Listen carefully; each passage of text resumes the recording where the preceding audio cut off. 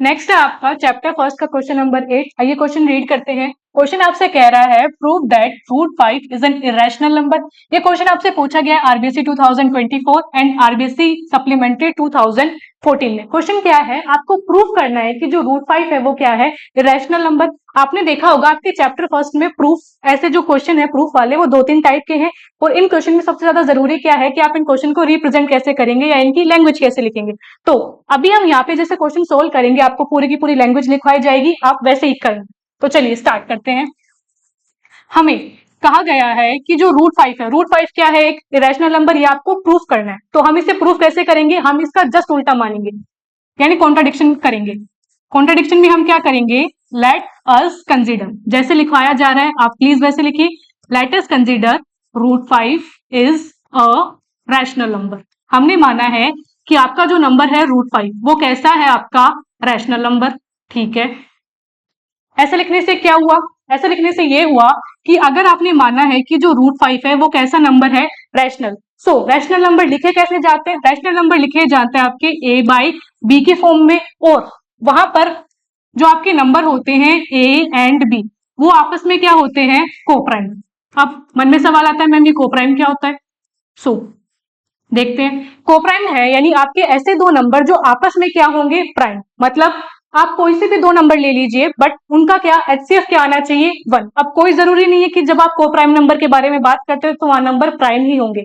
Example के लिए आप ले सकते हैं, जैसे आपने कोई दो नंबर लिए आपके 15 और 16, ना आपका 15 प्राइम है ना आपका 16 प्राइम है, बट ये दोनों नंबर आपस में कैसे हैं, कोप्राइम। क्यों, इन दोनों का एचसीएफ क्या निकल के आता है, आपका 1। सो ऐसे नंबर आपके जिनका एचसीएफ क्या निकल के आएगा, 1, वो आपस में क्या कहलाते हैं, कोप्राइम। अब इस वाली इंफॉर्मेशन का हम आगे यूज करेंगे, इसलिए आपको यहाँ ये समझाया गया। तो चलिए आगे देखते हैं। अब नेक्स्ट स्टेप में हम क्या कर सकते हैं कि जो बी है उसको यहाँ मल्टीप्लाई कर सकते हैं। सो आगे क्या लिखा जा सकता है, रूट 5b, ये किसके बराबर है, आपके ए के। जैसे हमें क्या दिखता है रूट, तो मन में क्या आता है, स्क्वायरिंग करें। तो जो नेक्स्ट स्टेप है वो है आपका स्क्वायरिंग बोथ साइड्स। आपने क्या करी, दोनों तरफ स्क्वायर किया। So that would be root 5b, इसका होल स्क्वायर किसके बराबर आएगा, ए के होल स्क्वायर के। रूट 5 का स्क्वायर करेंगे तो क्या आएगा 5, बी का करेंगे तो बी का स्क्वायर, और ये किसके बराबर आएगा, आपके ए स्क्वायर के। अगर अब यहाँ ध्यान से देखें तो इसको हम मानते हैं आपकी इक्वेशन नंबर 1। इक्वेशन नंबर 1 क्या कह रही है कि जो 5b स्क्वायर है वो किसके बराबर है, ए स्क्वायर के। मतलब ये है कि जो नंबर ए स्क्वायर है आप उसको 5 इंटू बी स्क्वायर की फॉर्म में लिख सकते हो, यानी जो ए स्क्वायर है वो 5 से क्या हो गया, डिविजिबल हो गया। हाँ, तो इसको अगर हम लिखें आगे तो क्या लिखेंगे, हेयर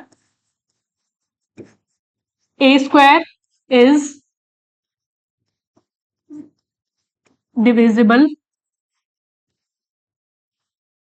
बाय 5। यानी आपने जो फर्स्ट इक्वेशन देखी उसमें क्या था, आपका जो ए स्क्वायर है वो क्या था, आपका 5 से डिविजिबल था। और हमने पढ़ा है चैप्टर फर्स्ट की जो थ्योरम फर्स्ट है वो क्या बोलती है, अगर कोई नंबर ए स्क्वायर किसी दूसरे नंबर से डिविजिबल है तो वो जो नंबर ए है वो भी उसी नंबर से क्या होगा, डिविजिबल होगा। सो हम क्या कहेंगे, सो ए इज ऑल्सो डिविजिबल बाय 5। तो हम क्या कह रहे हैं कि जो नंबर ए है वो भी क्या होगा, 5 से डिविजिबल होगा। अगर आपका नंबर ए है वो 5 से डिविजिबल है, डिविजिबल होने का क्या मतलब है, आपका जो नंबर ए है वो 5 के किसी मल्टीपल की फॉर्म में लिखा जाएगा। सो ए को हमने क्या लिखा, 5 से, ऐसा हम लिख सकते हैं। ठीक है, ऐसा लिखने का फायदा क्या हुआ, चलिए पीछे देखिए। आपकी जो पीछे इक्वेशन थी उसमें यहाँ ए प्रेजेंट है, और जस्ट अभी आपने क्या माना है कि ए किसके बराबर है, 5c के बराबर है, इसको मान लिया आपने इक्वेशन नंबर 2। सो जो नेक्स्ट स्टेप आपका बनता है वो है फ्रॉम इक्वेशन 1 एंड 2, यानी ए की वैल्यू जो इक्वेशन नंबर फर्स्ट में पुट करें। इक्वेशन नंबर फर्स्ट थी वो थी 5b स्क्वायर किसके बराबर आएगा, ए स्क्वायर के। सो 5b स्क्वायर, ए की जगह लिखा आपने 5c का स्क्वायर। सो 5b स्क्वायर किसके बराबर आएगा, आपके 25c स्क्वायर के।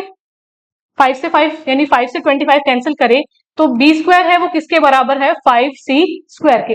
जस्ट अभी जो आपने स्टेटमेंट कहा ये वापस अप्लाई होगा क्या, कि जो आपका नंबर है b स्क्वायर, जो b स्क्वायर है वो आपका किससे डिविजिबल हो सकता है, b स्क्वायर जो है हमारा नंबर वो क्या है आपका, बी स्क्वायर जो है वो 5 से क्या है, डिविजिबल। अगेन हमने थ्योरम के हिसाब से हम क्या कहेंगे कि अगर बी स्क्वायर है वो 5 से डिविजिबल है, तो बी भी किससे डिविजिबल होगा, 5 से। Here also, here b square is divisible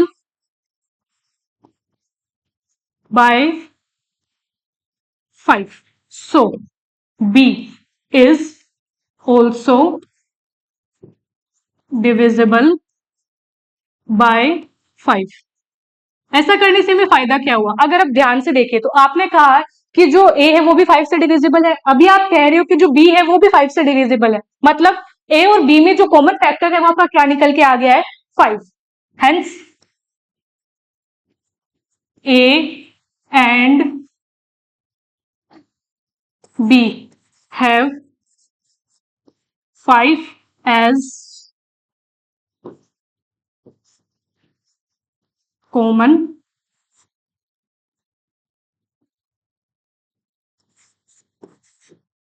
तो इसको सही से लिख लेते हैं।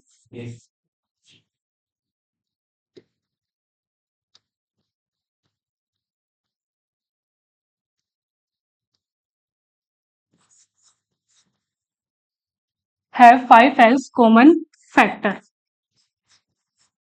यानी जो आपके नंबर ए और बी है उनमें 5 क्या है, कॉमन फैक्टर। पर आपने क्या कहा था कि जो नंबर ए और बी है वो कैसे हैं, कोप्राइम। कोप्राइम होने का क्या मतलब है, उन दोनों में 1 के अलावा कोई कॉमन फैक्टर होना ही नहीं चाहिए था, यानी ये यहाँ पे क्या आ चुका है, आपका कॉन्ट्रडिक्शन आ चुका है। But a and b are coprime, तो यानी हम क्या कहें, हम कहेंगे कि हमारा जो अजम्पशन था वो क्या हो गया, गलत। आर अजम्पशन इज रॉन्ग, आपने जो माना था वो क्या था, गलत था।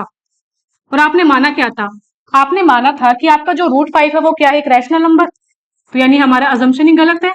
तो हम क्या कह सकते हैं, hence √5 is N rational number. और ये हो गया आपका इसका कंप्लीट सोल्यूशन।